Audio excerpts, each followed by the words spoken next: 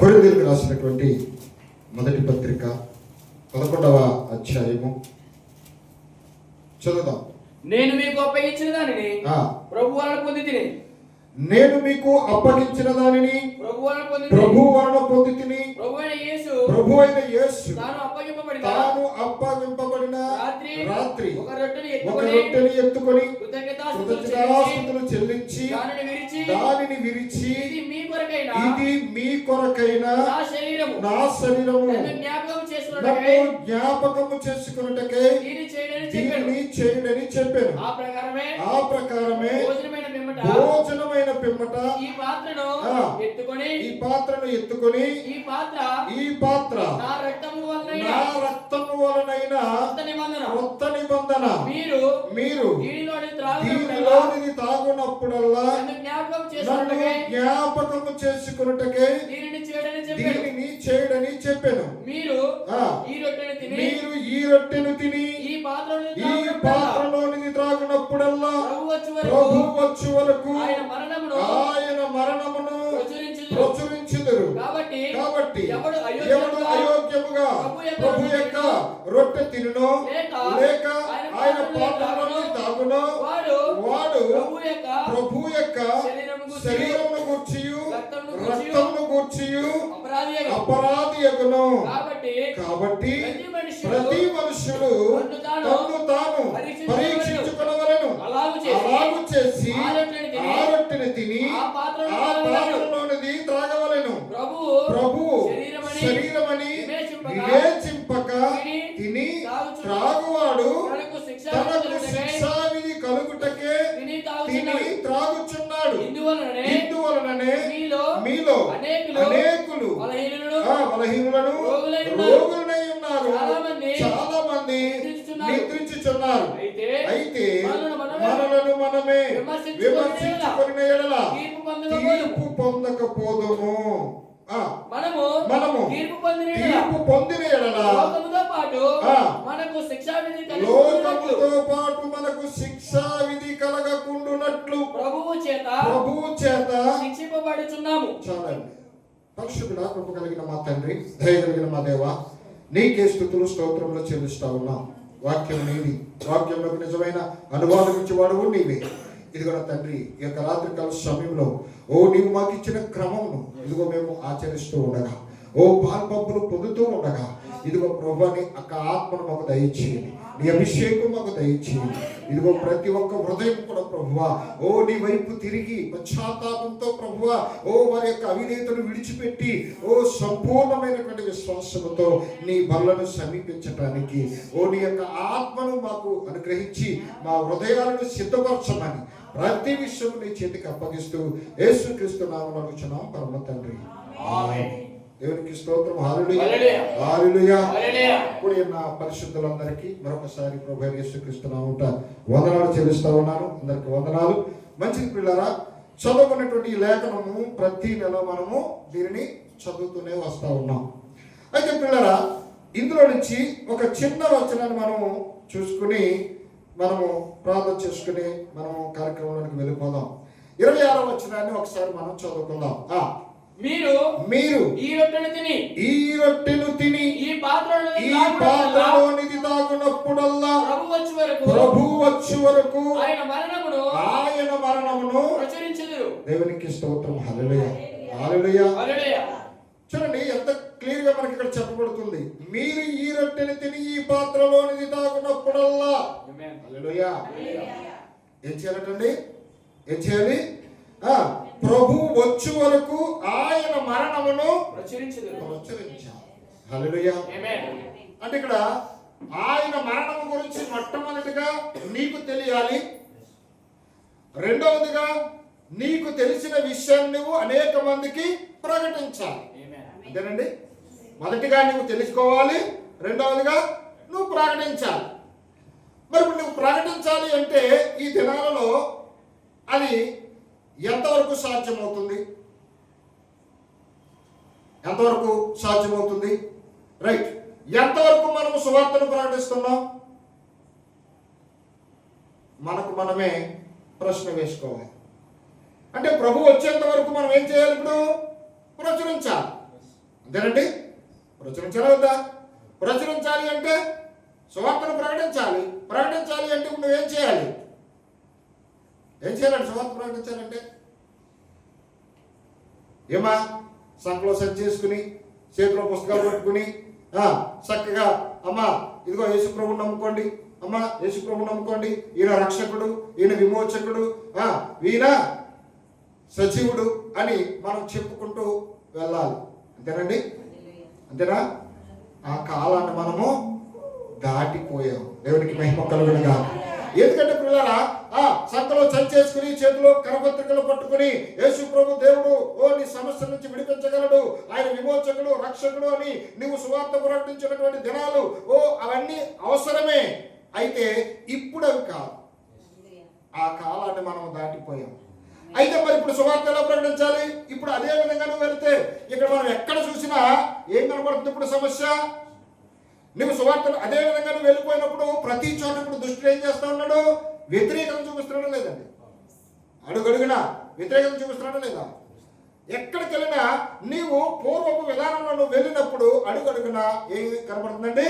వ్యతిరేకత కనబడుతుంది. అంటే ఇప్పుడు ఒక మాట అనుకుందాం, ఆ విధంగా సువార్తకి వెళ్ళినప్పుడు వ్యతిరేకత వచ్చి అనేక మంది సువార్త చేస్తున్నటువంటి వాళ్ళని అడ్డగిస్తూ ఉన్నారు. మరి దాని వెనక దేవుని చిత్తం ఉందంటారా లేదంటారా? మా చెప్పాలి, దాని వెనక దేవుని చిత్తం ఉందా లేదా? ఏంటి దేవుని చిత్తాన్ని, దేవుని సువార్తను ప్రకటిస్తూ ఉంటే ఇతరులు వచ్చి అడ్డగిస్తూ ఉంటే అది దేవునికి ఇష్టమా? అది దేవుని చిత్తమా? ఇటమా చెప్పండి. నీ సువార్తకి నువ్వు కరపత్రాలు పట్టుకుని చక్కగా బైబిల్ పట్టుకుని సువార్తకి నువ్వు బోధిస్తూ ఉంటే దుష్టుడు నీకు ఎదురుపడి ఏదో విధంగా నేను అడ్డగించి నేను అవమానపరుస్తూ ఉన్నాడు, సువార్తను ప్రకటించకుండా అడ్డగిస్తూ ఉన్నాడు. దేవుడు వాక్యం జరగవస్తుంది, ఖచ్చితంగా నువ్వు సువార్త ప్రకటించాలి. అంతేనండి? బయటికి వెళ్ళి ప్రకటిస్తే వాడు అడ్డగిస్తున్నాడు. మరి ఏం చేయాలి ఇప్పుడు నువ్వు? వాడు అడ్డగిస్తున్నాడని నువ్వు మానేయాలా? నువ్వు అవమానం పొందటం, అడ్డగించబడటం దేవునికి తెలియదా? ఒకవేళ అది దేవుని చిత్తమా?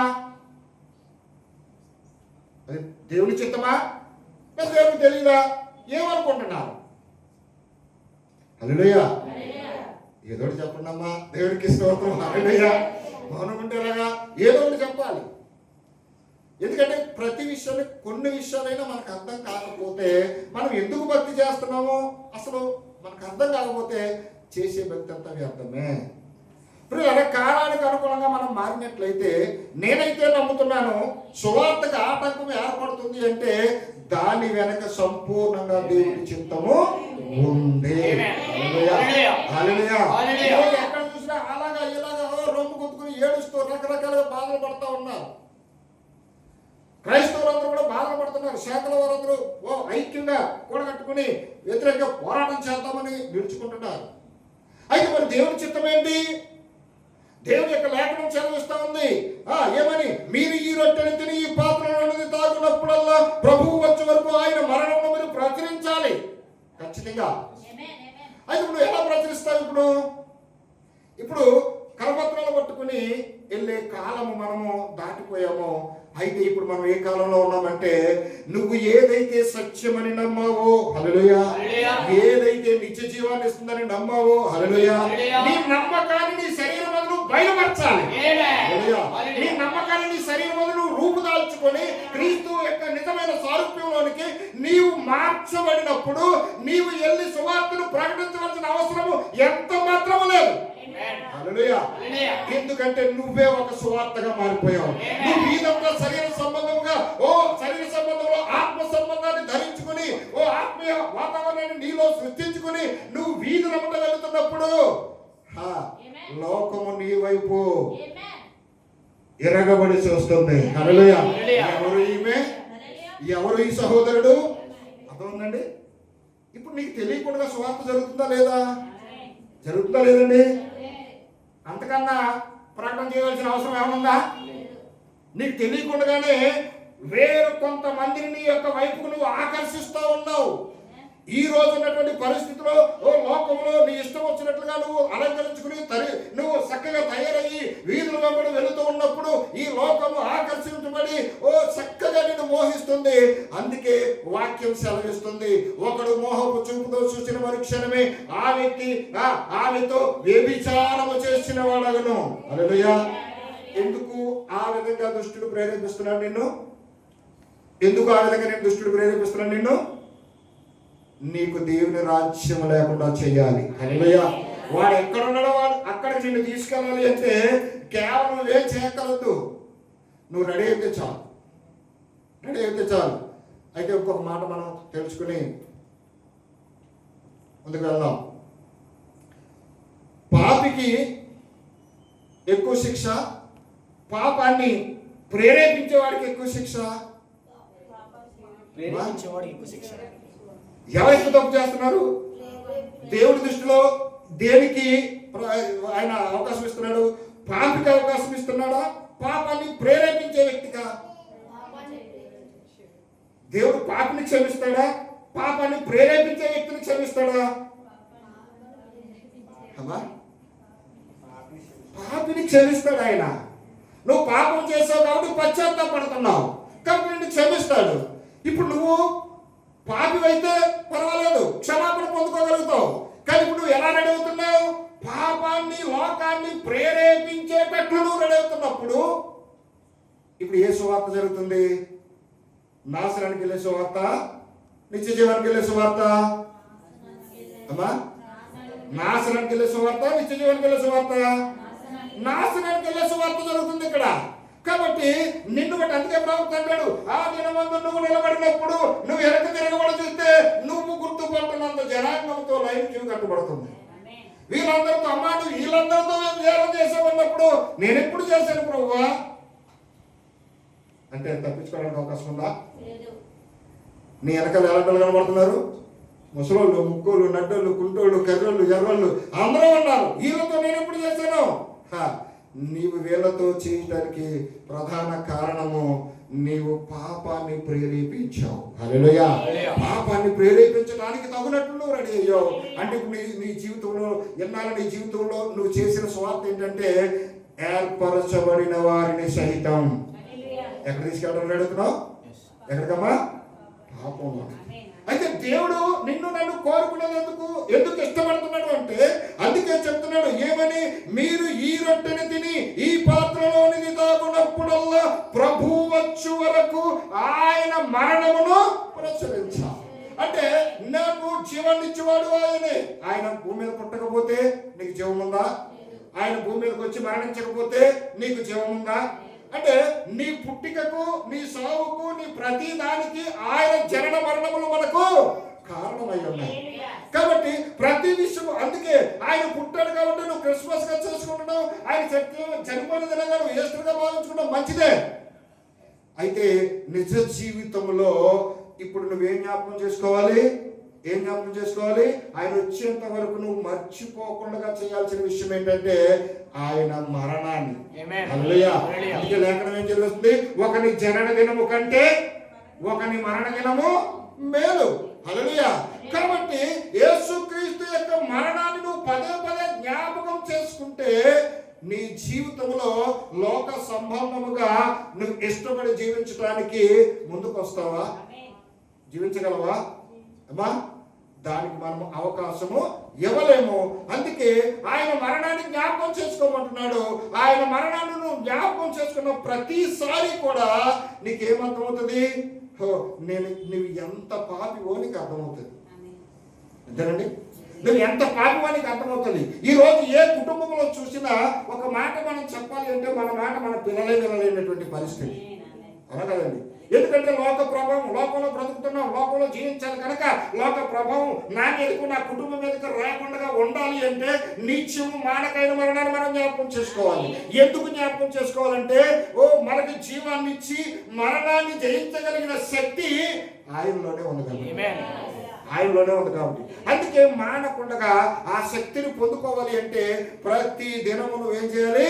నీ యొక్క విశ్వాస జీవితాన్ని పరీక్షించుకుంటూ నీ జీవితాన్ని నువ్వు దాన్ని అలవాటు చేసుకుంటూ రావాలి. అందుకే ప్రతి దినం నువ్వు ఎలా ఉండాలి? బ్రతుకుతూ సస్తూ హల్లెలూయా లేచింది మొదలుకొని ఉదయం ఆనందంగా లేచిన సాయంత్రం చచ్చిపోవాలి. చచ్చిపోవద్దండి, చచ్చిపోవాలి. ఎందుకంటే లోక ప్రభావం నీ మీదకి వచ్చింది. సూచన ద్వారా, విండు ద్వారా, మాట్లాడటం ద్వారా, అనేకమైన తలంపుల ద్వారా, కళ్ళ ముందు కనబడుతున్నటువంటి ప్రతి వాతావరణాన్ని బట్టి నువ్వు మోసపోతూ వచ్చావు. కాబట్టి ఎందుకంటే నిన్ను మోసం చేయడానికి లోకాన్ని ఆ విధంగా వాడు చిత్రీకరిస్తున్నాడు. కాబట్టి నువ్వు బ్రతకాలంటే వాడి మధ్యకి వెళ్ళకుండా బ్రతకలేవు. వాడు మధ్యకెళ్ళి నువ్వు బ్రతుకుతున్నావు. కాబట్టి సాయంకాలం అయ్యేసరికి వచ్చి మరలా నువ్వు సచ్చిన స్థితిలోకి వచ్చి దేవుని పాదాలు పట్టుకుని నువ్వు బ్రతిమాలి, మరలా నువ్వు శక్తిని పొందుకోవాలి. అలా శక్తిని పొందుకుంటూ ప్రతిరోజు మన యొక్క జీవనాన్ని మనము ఆత్మ ద్వారా పొందుకోగలిగితేనే మన విశ్వాస జీవితంలో ముందుకు సాగలుగుతాం. హల్లెలూయా. అందుకే మనం ఏం చేయాలంటే ప్రచురించాలంటే ముందుగా మనం ఏం చేయాలి? దాని గురించి అవగాహన రావాలి. ఆ అవగాహన మన జీవితం మీద ప్రభావితం చేసేటట్లుగా ఉండాలి. ఒక్క మాటలో చెప్పాలంటే మన జీవితమే ఒక సువార్తగా మారిపోవాలి. అప్పుడే అనేక మందిని నీకు తెలియకుండానే నిత్య జీవానికి నడిపిస్తావు. అందుకే అంటాడు కదండి, ఒక గొర్రెని కనడం అంటే ఏమిటి? అదే. ఒక గొర్రె మరొక గొర్రెను కనడం అంటే అదే. నువ్వు ఒక గొర్రెలు కాబట్టి ఆ లక్షణాలు కలిగి, ఆ స్వభావం కలిగి, ఆ జీవితాన్ని ఈ భూమి మీద నమ్మకంగా నువ్వు జీవించినప్పుడు నిన్ను చూసిన అనేక మంది నిన్ను ఆకర్షిస్తున్నారు. వారి మనసులో వారి అవసరాన్ని బట్టి ఖచ్చితంగా వాళ్ళు ఏం చేస్తున్నారు? నిన్ను ఒక మార్గంగా తీసుకుంటున్నారు, ఒక మార్గదర్శిగా తీసుకుంటున్నారు. అప్పుడు వాళ్ళ జీవితాలను ఆ సమయం వచ్చినప్పుడు ఏం చేస్తున్నాడు? ఆ సమయం వచ్చినప్పుడు వాళ్ళను కూడా అవసరాన్ని తీసుకుంటున్నాడు. హల్లెలూయా. ఒక మాట చూద్దాం. పేతురు రాసినటువంటి మొదటి పత్రిక 2వ అధ్యాయము. పేతురు రాసినటువంటి మొదటి పత్రిక 2వ అధ్యాయము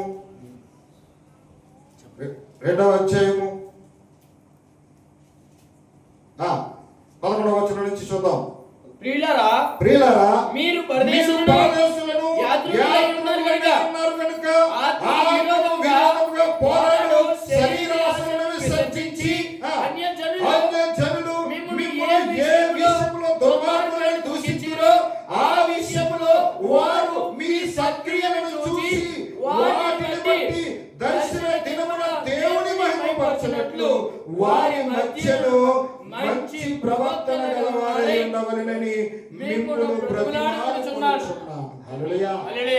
ఎక్కడ బతుకుతున్నావు? మనం లోపల బతుకుతున్నావా లేదండి? మనుషుల మధ్య బతుకుతున్నావా లేదా? అంటే ఇప్పుడు మన సాక్ష్యం ఇప్పుడు ఎవరు చెప్పాలి? మనం చెప్పాలండి. మన సాక్ష్యం మనం చెప్పాలా?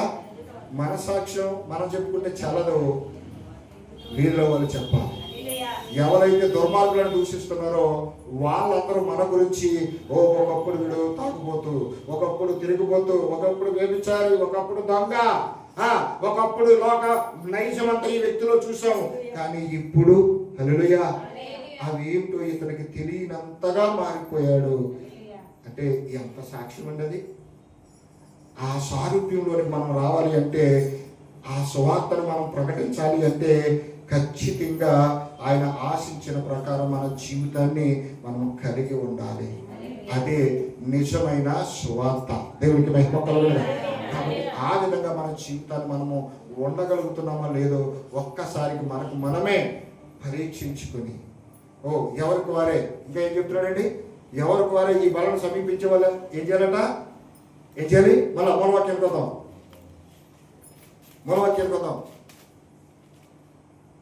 కాబట్టి ఎవడు అయోగ్యముగా ప్రభు యొక్క రొట్టె తినో లేక ఆయన పాత్రను త్రాగునో వాడు ప్రభు యొక్క శరీరమును గూర్చియు రక్తమును గూర్చియు అపరాధియగును. కాబట్టి ప్రతి మనుష్యుడు తన్ను తాను పరీక్షించుకొనవలెను. అలాగు చేసి ఆ రొట్టెను తిని ఆ పాత్రను త్రాగవలెను. ప్రభువు శరీరమును వివేచింపక తిని త్రాగువాడు తనకు శిక్ష కలుగుటకే తిని తాగుచున్నాడు. చెప్పుకుంటూ పోతే మంచి జీవంతో కూడిన మాటలు ఉన్నాయి. ఇక్కడ ఏమంటున్నాడు? కాబట్టి ప్రతి మనుషుడు తన్ను తాను పరీక్షించుకొనవలెను. అలాగు చేసి ఆ రొట్టెని తిని ఆ పాత్రలోని తాగవలెను. ఎందుకు తన్ను తాను పరీక్షించుకోవాలి? ఒక సహోదరుడు వచ్చి, బ్రదర్ నువ్వు తప్పులో ఉన్నావు, సిస్టర్ నీ యొక్క ప్రవర్తన సరిలేదు అని ఎవరైనా మనల్ని అంటే మనము సహించుకోగలుగుతామండి? మా సహించుకునే స్థితిలో ఉన్నామా? సహించుకునే స్థితిలో మనం లేము. కాబట్టి ఇప్పుడు మనం ఏం చేయాలి? ఎవరో చెప్పేంత వరకు మనం వాళ్ళకి అవకాశం ఇవ్వకుండా మనలను మనమే పరీక్షించుకోవాలి. పరీక్షించుకుని ఆ రొట్టెని తిని ఆ పాత్రలోనిది తాగాలి. అలా తాగుట వలన మనం శక్తిని పొందుకునే ముందుకు వెళుతూ ఉన్నాము. ప్రభు శరీరం అని వివేచింపక తిని త్రాగువాడు తనకు శిక్ష విధి కలుగుటకే తిని త్రాగుచున్నాడు. ఇందువలననే మీలో అనేకులు బలహీనులను రోగులై ఉన్నారు, చాలా మంది నిద్రించుచున్నారు. సహోదరుడు ఇప్పుడే చెప్పారు కదా, ఏంటండి ఏం చెప్పారు? ఐగుప్తు నుంచి కానానుకి ప్రయాణమై సనుగుతూ అనేక మంది మధ్యలో రాలిపోయారు. హల్లెలూయా, హల్లెలూయా. అందరూ ఒకసారి రెండు చేతులు ప్రభు చేద్దాం. హల్లెలూయా. అది నిజమైన రియల్ శరీర సంబంధమైనటువంటి చరిత్ర. మరి ఇప్పుడు కూడా మనం ఎక్కడున్నాం? ఐగుప్తులోనే ఉన్నాం. ఇది ఏ ఐగుప్తిది? ఆత్మ సంబంధమైన ఐగుప్తి. వాళ్ళు వెళ్ళినట్లుగానే మనం కూడా మనం ఆత్మ సంబంధం, వాళ్ళ శరీర సంబంధులు. ఇప్పుడు మనం కూడా ఆ వాగ్దాన భూమికి, ఆ నిశ్చయత్వానికి వెళ్ళాలి అంటే మనం కూడా మన విశ్వాస జీవితాన్ని సరి చేసుకుంటూ మనం ముందుకు వెళ్ళాలి. లేకపోతే ఏమవుతుంది? ఇప్పుడు తిని త్రాగువాడు ఏం చేస్తాడు? బలహీనుడైపోతాడు. చాలా మంది నిద్రిస్తున్నారు. అందరూ అనుకుంటున్నారు ఐగుప్తి ఆత్మ సంబంధమైన ఐగుప్తిలో ఉన్నామని మాటను మరిచి శారీరక సంబంధంగా నేను బాగానే ఉన్నాను, హల్లెలూయా, నాకు ఏ రోగం లేదు, నేను బాగానే ఉన్నాను, నేను పరిశుద్ధంగా ఉన్నాను, నేను మానకుండా కాలు తెస్తున్నాను, మానకుండా ఆరాధనకు వెళ్తున్నాను, వస్తాను, ప్రతి దాంట్లో నేను జయం పొందుతున్నాను అనుకుంటూనే కాలం గడుపుతున్నాడు. ఆత్మ సంబంధంగా చచ్చిపోతున్నాడు. హల్లెలూయా. ఈ రోజు అందరూ కూడా ఆత్మ సంబంధంగా చనిపోయిన వాళ్ళు మన కళ్ళ ముందు చాలా మంది ఉన్నారు. నడలేదండి, వాళ్ళు సజీవంగా అయితే శరీర సంబంధంగా బతికే ఉన్నారు, ఆత్మ సంబంధంగా బలహీనులు అయిపోయి ఉన్నారు. పిల్లరా, ఆ రోగము, ఆత్మ సంబంధమైన రోగము మనం తప్పించుకోవాలి. ఆత్మ సంబంధమైనటువంటి మరణాన్ని మనం తప్పించుకోవాలి. ప్రతిదాన్ని జయం పొందాలి అంటే ఎవరో నీకు చెప్తే కాదు, కానీ అది నీకు నువ్వుగానే గ్రహించుకుని, వాక్యం ద్వారా గ్రహించుకుని నీకు నువ్వు ఏం చేయాలండి? సిద్ధపరచబడాలి. ఒకరి చేత విమర్శన పొందకుండా నీకు నువ్వు సరి చేసుకుంటూ ముందుకు వెళ్ళాలి. అందుకే చెప్తున్నాడు, చివరి మాట చక్కటి మాట ఉంటుంది చూడండి. కాబట్టి నా సహోదరులారా, అది కాదు. అయితే మనలను మనమే విమర్శించుకొనిన ఎడల 31 తీర్పు పొందకపోదుము. మనల్ని మనం విమర్శించుకుంటే తీర్పు వస్తుందా? మన మీదకి రాదు, సరి చేయబడతాం. ఒకవేళ ఏం కాదు పర్వాలేదులే అని మొక్కమాటానికో మొక్కుబడికో మన మధ్యలో చెయ్యి వేస్తే ఇక్కడ చెప్తున్నాడు ఏమని? మనము తీర్పు పొందిన ఎడల లోకముతో పాటు మనకు శిక్ష కలుగునట్లు ప్రభువు చేత శిక్ష. అనుకోని విధానంలో మనం జీవిస్తున్నాం. అనుకోని దేవునికి అనుకూలమైన జీవితాన్ని మనం జీవించకుండా పర్వాలేదు అనుకుని వెళ్ళిపోతున్నప్పుడు ఇప్పుడు మనం ఎక్కడికి వెళ్తున్నాం? ఎక్కడికి వెళ్ళాలి? ఇప్పుడు తీర్పులోకి వెళ్ళాలి. వెళ్ళాలండి, వెళ్ళవద్దా?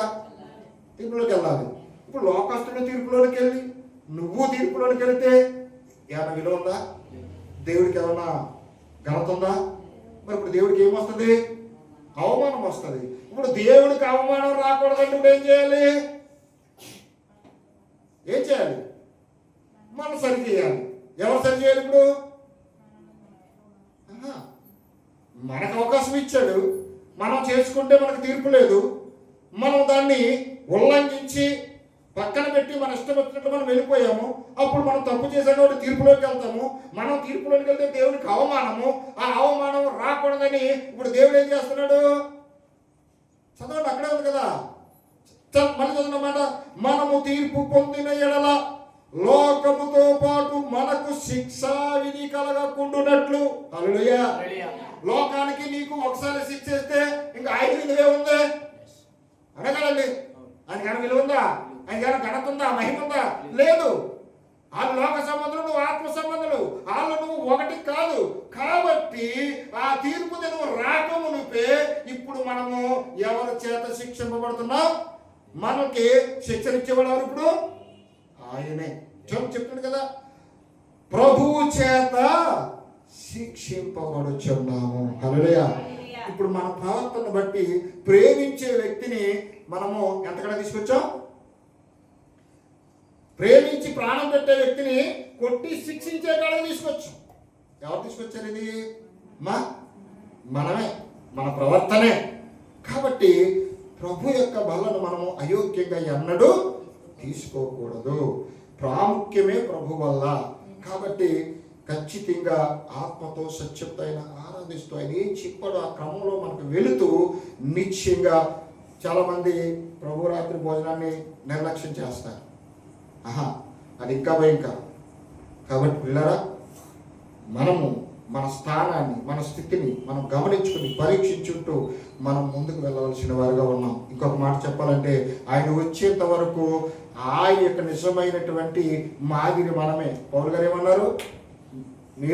నేను క్రీస్తుని పోలి నడిచినట్లు మీరు నన్ను పోలి నడవండి. ఆయన ఏ వాక్యం అయితే ఉన్నాడో ఆ వాక్యం ప్రకారం ఆయన జీవించాడో, ఆయన జీవించాడో అదే ప్రకారం మీరు జీవించండి అన్నాడు. మనం చేయాల్సిందంటే. కాబట్టి పిల్లరా, గమనించుకుంటూ మనం ముందుకు వెళదాం. కాబట్టి బలలో చేయవేయాలని తలంచిన ప్రతి వ్యక్తి ప్రార్థన పూర్వకంగా మరి కొద్ది నిమిషాలు వ్యక్తిగతంగా ప్రార్థన చేసుకుందాం. దేవుడి మాటలు దీవించును గాక.